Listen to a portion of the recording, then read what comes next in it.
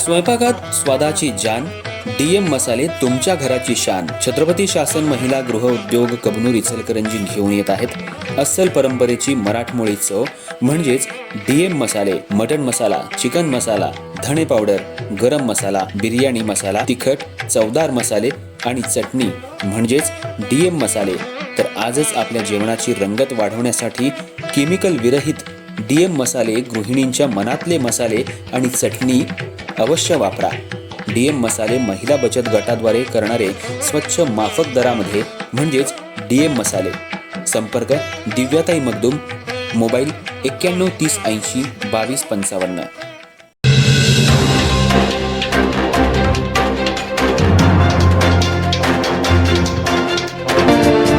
इचलकरंजी महानगरपालिकेच्या विविध विषय समित्यांच्या सभापती पदासाठी दाखल झालेल्या उमेदवारी अर्जांची छाननी झाल्यानंतर संबंधित पदासाठी एकमेव अर्ज आल्यानं सर्वांची बिनविरोध निवड जाहीर करण्यात आली.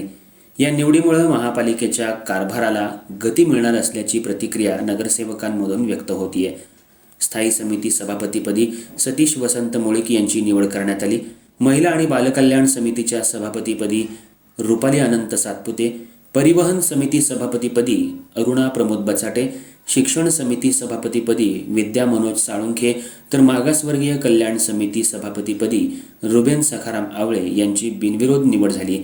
या सर्वांनी गुरुवारी 5 मार्च रोजी नगर सचिवांकडे उमेदवारी अर्ज दाखल केले होते.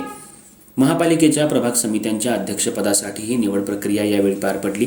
प्रभाग अ समिती अध्यक्षपदी सुशांत बाळासाहेब कलागते, प्रभाग ब समिती अध्यक्षपदी अभिषेक रमाकांत वाळवेकर, प्रभाग क समिती अध्यक्षपदी सारिका सुकुमार पाटील यांची निवड करण्यात आली.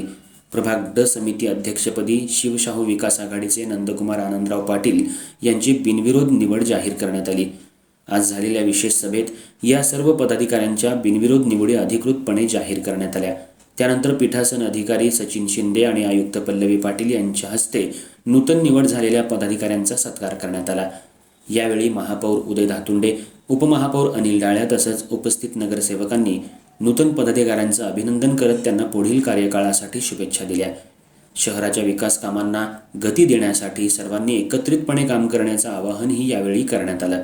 नूतन सभापती आणि समिती अध्यक्षांनी आपापल्या जबाबदाऱ्या पार पाडताना शहराच्या विकासाला प्राधान्य देण्याचा निर्धार व्यक्त केला.